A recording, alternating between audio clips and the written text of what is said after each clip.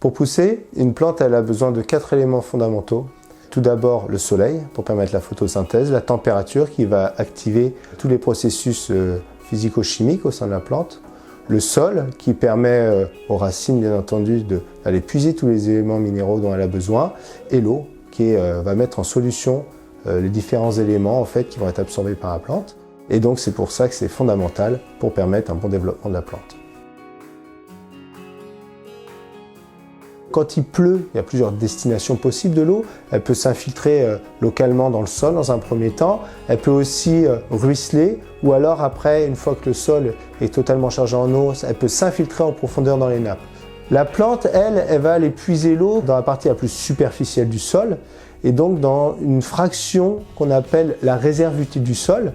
C'est la partie pour laquelle le sol en fait va rendre de l'eau disponible et c'est entre l'eau gravitaire qui va ruisseler après, une fois que ça va s'infiltrer, et le point de flétrissement de la plante où là, l'eau est trop collée aux éléments minéraux du sol. C'est cette partie-là qui va être disponible pour la plante qu'on va appeler la réserve utile. La plante, en fait, elle va pouvoir puiser plus facilement de l'eau quand il y aura davantage d'eau dans cette réserve utile.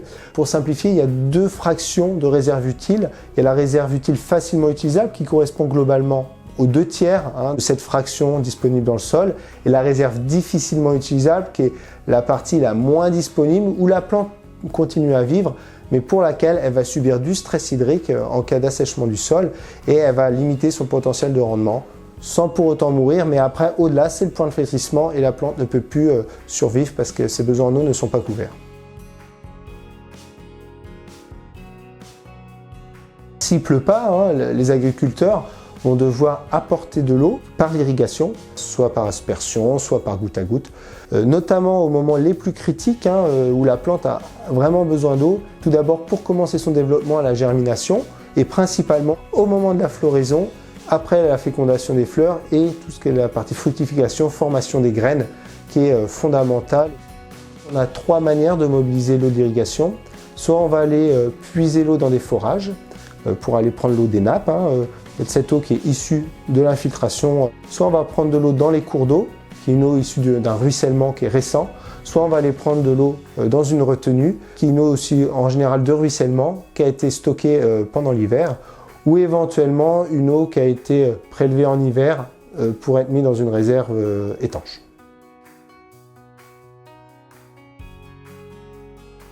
La première chose, c'est quand même le réchauffement global, avec une hausse des températures. Déjà, sur l'année 2024, on a observé 1,5 degré en plus. Et donc, qui dit hausse de température dit accélération des cycles végétatifs des plantes, augmentation de l'évapotranspiration.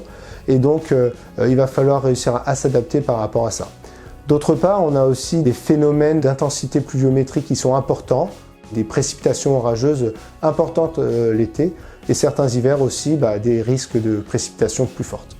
Alors, il y a différentes solutions. D'abord, c'est économiser l'eau en trouvant des cultures qui peuvent être adaptées, des variétés adaptées au réchauffement climatique avec des cycles qui soient plus courts pour permettre notamment d'éviter de consommer ou d'avoir des besoins en eau pendant les périodes où il y a des sécheresses importantes. On va aussi faire des économies d'eau avec du matériel adapté en utilisant des aides à la décision comme des sondes capacitives, comme des bilans hydriques qui permettent vraiment une meilleure efficience des usages de l'eau.